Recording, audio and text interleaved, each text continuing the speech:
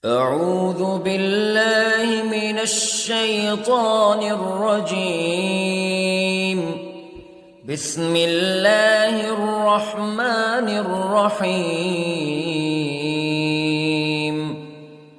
الرحمن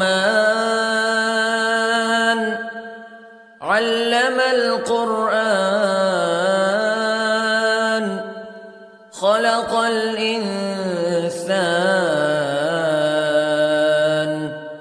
علمه البيان.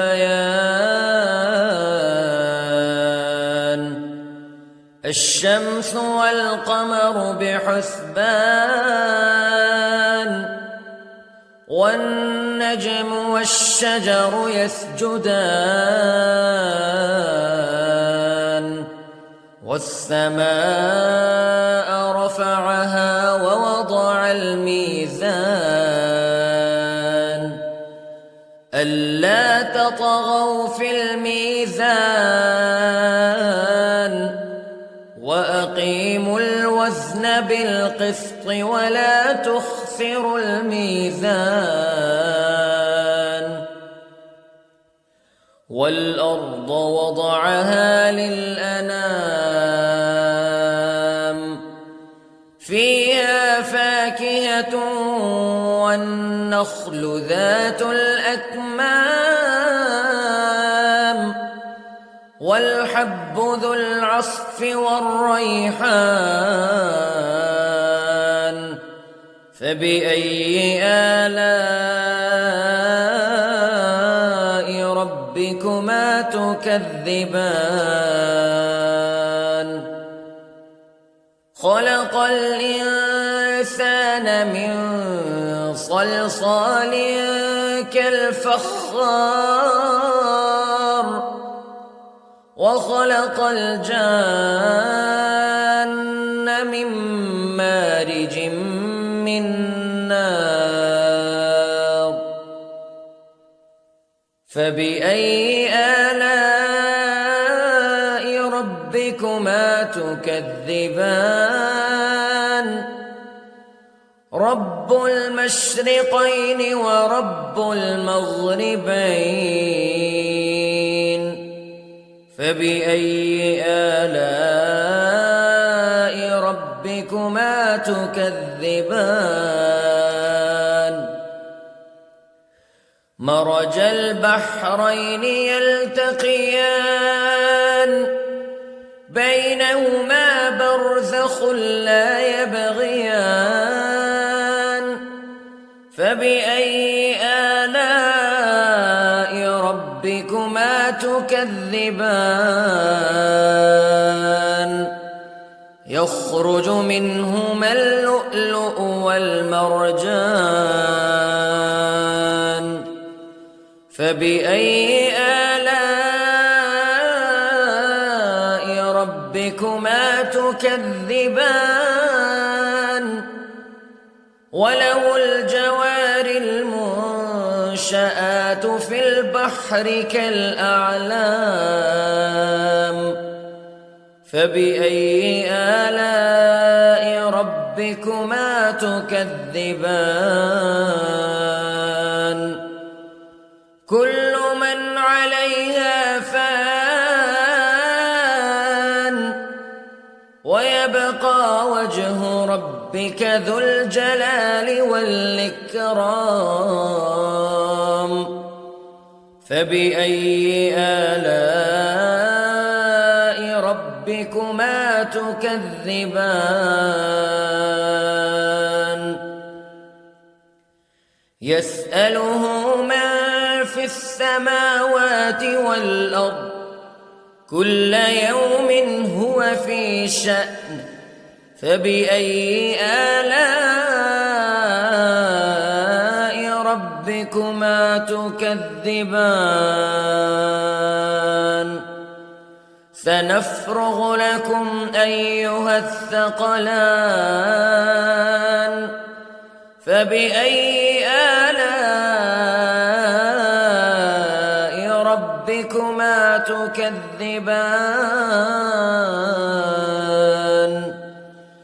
يا معشر الجن والإنس استطعتم أن تنفذوا من أقطار السماوات والأرض فانفذوا لا تنفذون إلا بسلطان فبأي آلاء ربكما تكذبان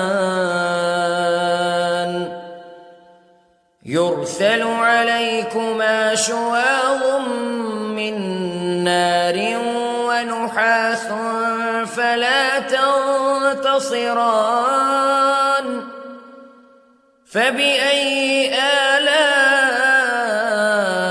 ربكما تكذبان فإذا انشقت السماء فكانت وردة كالدهان فبأي آلاء ربكما تكذبان فيومئذ لا يسأل عن ذنبه إنس ولا جان فبأي آلاء ربكما تكذبان يعرف المجرمون بسيماهم فيؤخذ بالنواصي والأقدام فبأي آلاء ربكما تكذبان هذه جهنم التي يكذب بها المجرمون يطوفون بينها وبين حميم آن فبأي آلاء ربكما تكذبان ولمن خاف مقام ربه جنتان فبأي آلاء ربكما تكذبان ذواتا أفنان فبأي آلاء ربكما تكذبان فيهما عينان تجريان فبأي آلاء ربكما تكذبان فيهما من كل فاكهة زوجان فبأي آلاء ربكما تكذبان متكئين على فرش بطائنها من استبرق وجنى الجنتين دان فبأي آلاء ربكما تكذبان فيهن قاصرات الطرف لم يطمثهن إنس قبلهم ولا جان فبأي آلاء ربكما تكذبان كأنهن الياقوت والمرجان فبأي آلاء ربكما تكذبان هل جزاء الإحسان إلا الإحسان فبأي آلاء ربكما تكذبان ومن دونهما جنتان فبأي آلاء ربكما تكذبان